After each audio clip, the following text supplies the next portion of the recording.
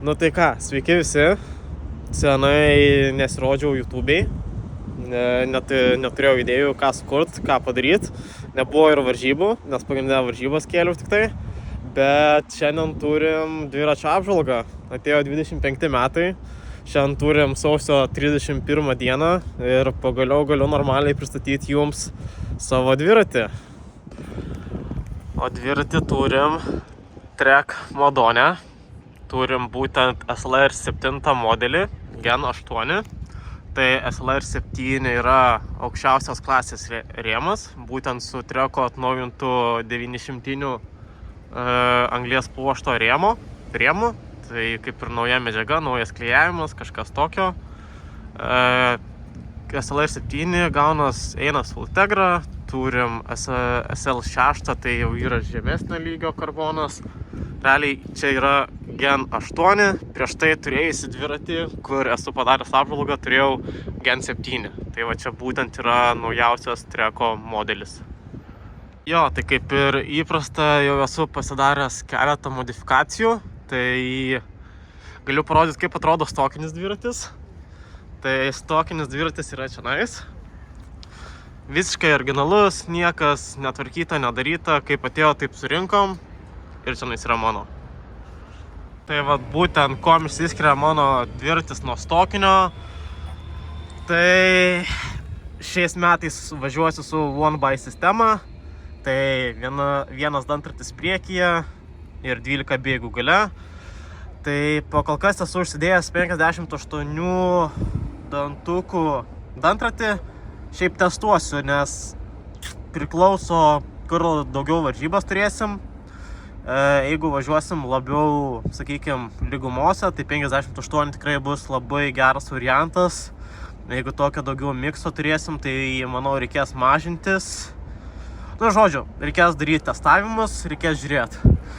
Kitas dalykas, ką pasidariau, tai kaip turėjau ir ant praeito dviračio, taip ir ant šito noriu turėti. Tai baltus ratų lipdukus.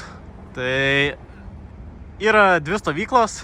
Vieniems labai patinka, kitiems nepatinka. Tai nežinau, čia jau jums reiktų spręsti, ar jums irgi patinka ar ne.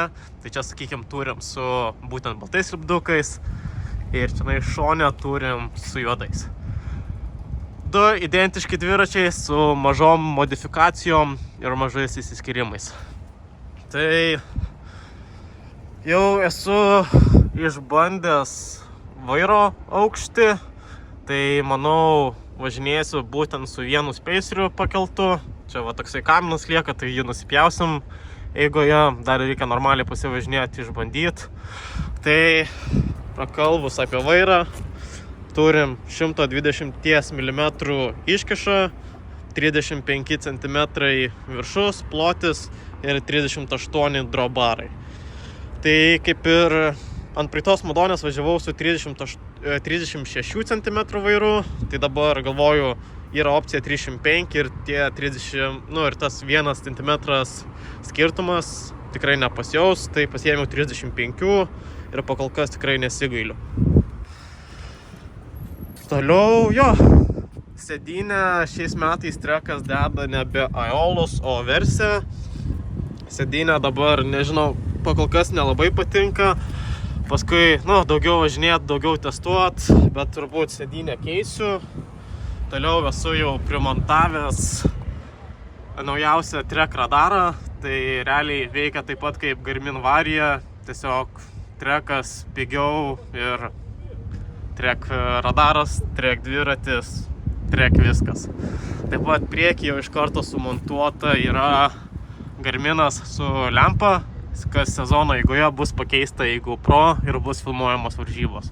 Tai kuom dar Trekas išsiskiria nuo praeitų modelių, kad padarė aerogertuvės, taip pat, aerogertuvių laikikliai, viskas suderinta su pačia Treko aerodinamika.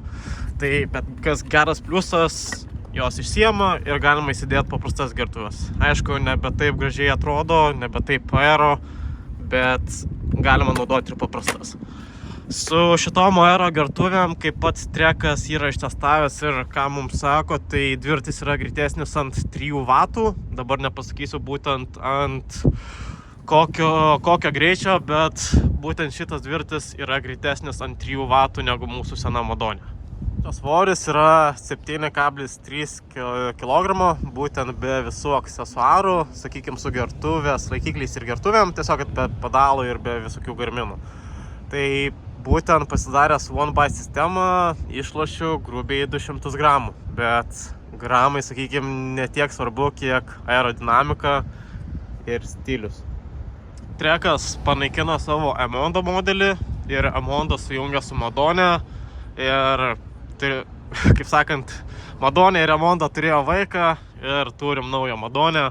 Tai yra žymiai plonesnė visur, tokia mažiau, sakykime, gal netgi išsipūtus, kiek mūsų sena Madone buvo, bet taip pat visas naujas rėmas, lyginant naują SLR su senu SLR, yra 320 gramų lengvesnis. Tai čia, sakykime, kaip specas panaikino Venžą ir padarė tarmaką, tai Trekas padarė panašiai. Ko Trekas nepanaikino, tai mūsų ISOFlow technologijos, jinai vis dar išlieka, tiesiog yra pagal rėmą pritaikyta, mažesnė, bet lygiai taip pat puikiai veikia ir tikrai jaučiasi tas patogesnis, minkštesnis važiavimas. Ką dar labai svarbu paminėti, kad šiais metais važiuosiu su aukščiausios klasės Bontrager Aeolus RSL ratais. Tai būtent pasirinkau 62 mm aukščio, kad būtų gilesni, kad būtų greitesni ir, kaip sakant, gražesni. Tai turim aukščiausios klasės karboną su Treko, sakykime, stebulėm, bet kas iš tikrųjų yra DTS visos stebulės. Tiesiog, kad po kitų pavadinimų. Ir būtent turim 62 mm aukštį. Kodėl būtent pasirinkau šiais metais važiuoti su Treko ratais, tai dėl jų garantijos yra 2 metų no question ask crash replacementas, tai nesvarbu kaip, nesvarbu ar dėl jūsų ar ne dėl jūsų kaltės, sulaužot Bontrager karboninį ratą, ateinat pas mus į Trekstory ir mes jį jums pakeičiame nauju.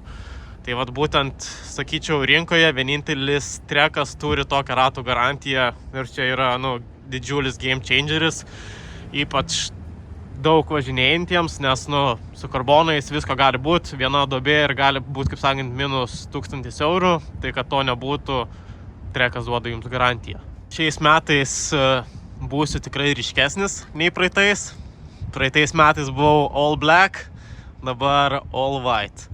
Tai varžybose galėsit lengviau mane pamatyti ir kaip ir praeitais metais, taip ir šiais visas varžybas stengsiuos filmuoti, o daugiau informacijos apie pačias varžybas ir ką tiksliai važiuosiu, manau, padarysim sekančiam video, bet galiu prasitart, kad šiais metais bandysim daugiau pavažiuoti ir MTB varžybų.